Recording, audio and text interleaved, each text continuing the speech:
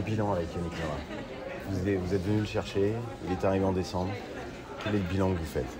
C'est inimaginable à quel point il a changé le tennis fauteuil et à quel point il est extraordinaire.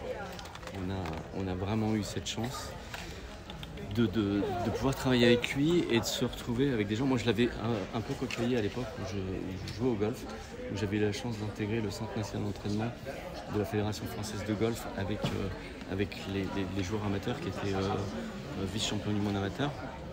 Là, on touche du doigt le haut niveau. Et le haut niveau, c'est autre chose que 2-3 mots par-ci par-là. C'est vraiment arriver à chaque fois à jouer chaque coup à 100%. Et là, je sais, et il aura raison, qu'il va m'engueuler. Et il va nous engueuler parce que il y a un moment où on n'a pas joué chaque coup à 100%. Donc on n'a pas fait du haut niveau comme il fallait. Et c'est là que ça se joue. On a la chance d'avoir ce grand monsieur du tennis qui est venu avec un œil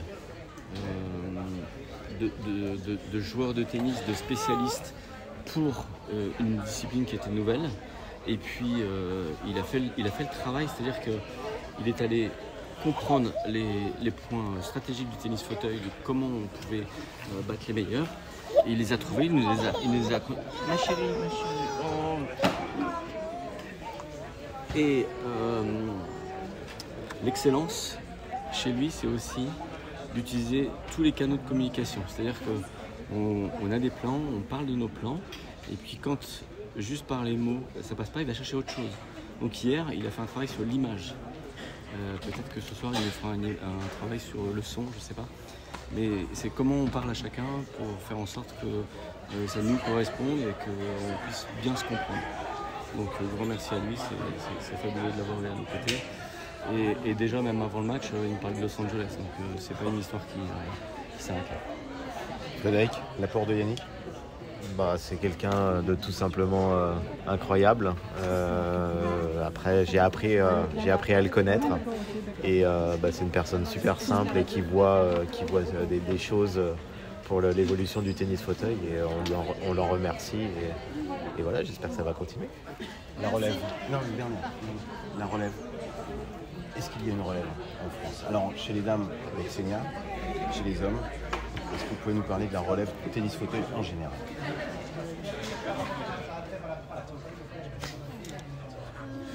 C'est pour Fred la question. Comment? C'est pour Fred la question? Pour vous. C'est pour moi. Ouais, pour toi. Là, on avait un pôle au centre national d'entraînement avec 2 joueurs. On a appris qu'il y en avait un qui allait peut-être quitter le pôle. Donc il en reste un. Et puis il va falloir peut-être compléter, aller chercher de nouveaux. Et j'espère que ces jeux aussi ont permis à des jeunes de découvrir le tennis fauteuil. Et s'il y a des mots à rajouter, il faut leur dire que effectivement c'est un sport qui est très difficile, mais c'est probablement celui qui a l'organisation la plus aboutie, la plus professionnelle, la plus grosse dotation à l'année. Il y a plus de 200 tournois. On joue les tournois du Grand Chelem, on a les vestiaires avec tous les joueurs du circuit ATP, les joueuses du circuit WTA pour les femmes. Partout dans le monde, je pense que c'est un sport pour lequel un jeune peut se dire demain, si je veux devenir professionnel, vivre de ma pratique, ça peut être celui-là. D'accord. Ok. Voilà. Et Yann t'a dit qu'il voulait continuer? Ouais, tout à fait.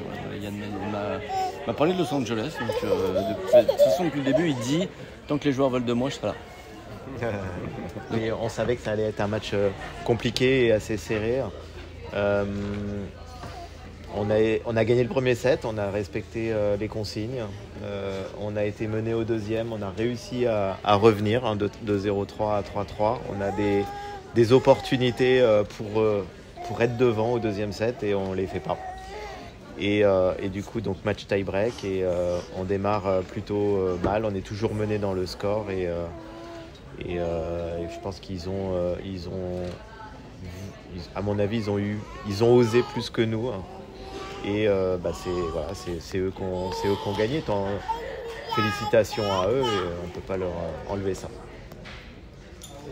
Quelles émotions dans ce stade rempli? Qu'est-ce que vous avez ressenti? Évidemment qu'il y avait la concentration, mais on ne peut pas être totalement opaque face à cette cette ambiance-là? Non, bah après, pendant toute cette compétition, le public il a été incroyable, les stades ont été remplis, donc félicitations à tout le monde. C'est vrai que c'est inédit pour nous parce qu'on n'a pas l'habitude d'avoir autant de monde sur les stades. Et c'est un bel exercice il faut refaire cet exercice. Donc félicitations à tous ce public qui nous a soutenus jusqu'à la fin. Stéphane, qu'est-ce qu'il a manqué selon vous? 7 points. 7 points à la fin. C'est 10-5 je sais 10-5, donc il manque 7 points. Il a manqué le fait de rester à l'intérieur du court. Et en plus, je le sais, et à partir du moment où on commence le match tie-break, c'est aussi notre plan.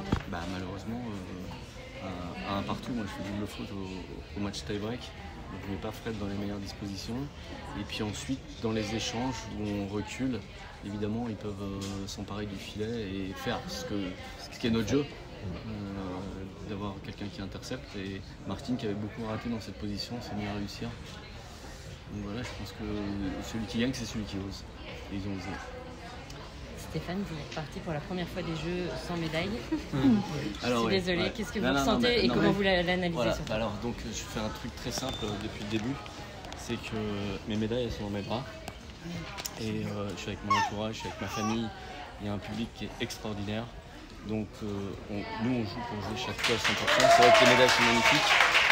Mais après, on a tous vécu des trucs assez difficiles, donc être en forme, être en vie, voir grandir ces enfants qui sont juste magiques, ce sont nos médailles. Et je pense que ça permet aussi de bien relativiser sur ce qu'on est en train de faire. Et quoi qu'il arrive, ce soir, on fera la fête en famille. Et tu vas continuer? Moi, je continue. Je continue. Los Angeles, tout à fait. Ouais. Et Yannick aussi. Et Yannick aussi. Il vous l'a dit après? Non, il l'a dit avant. Il a dit, ça fait longtemps qu'il dit tant que les joueurs veulent de moi, je serai là. Et je veux de lui, je pense que tout le monde veut de lui. Parce qu'il nous a tellement apporté que voilà, c'est une nouvelle façon d'aborder le tennis fauteuil. Et puis c'est surtout du très haut niveau. Et c'est ce dont on avait besoin. Donc je pense que en quelques mois, il est capable de révolutionner le tennis fauteuil. Mais t'es pas d'accord? Est-ce que tu peux nous faire un peu le bilan de tes émotions, des émotions que tu as vécues là? C'était un petit peu compliqué vers la fin, mais après c'est le sport, hein, des défaites, j'en ai eu et j'en aurai d'autres. Après une défaite au jeu, ça fait toujours mal, mais bon. Voilà, ça va redescendre et on va continuer à travailler. Quand on voit un public comme on a eu encore aujourd'hui et comme on a eu sur toute la compétition, on peut que les remercier et ils nous ont soutenus jusqu'au dernier point, donc merci à eux. Stéphane, justement, qu'est-ce que vous avez ressenti quand vous êtes sorti de secours, un peu aussi isolé, en fin de secours, à quoi vous pensiez à ce moment-là? Je suis vite parti voir les enfants et la famille pour me dire que voilà, ça c'était une médaille et que c'était fabuleux de jouer sur ce court. Après, je sais pas si vous avez vu aussi, mais Yannick est parti et je sais très bien ce qu'il va nous dire. Il va nous dire écoutez les gars, de toute façon, tant que vous avez suivi le plan, vous avez eu votre chance, vous avez mené, vous avez été dans le match. Le reste du temps, si vous ne suivez pas le plan, moi je ne fais rien pour vous, vous perdez, ça se termine comme ça. Donc maintenant à vous de me dire, ça s'est passé entre vos deux oreilles, moi je peux rien faire, je comprends pas. Ça va être les mots de Yannick. Merci beaucoup. Merci beaucoup.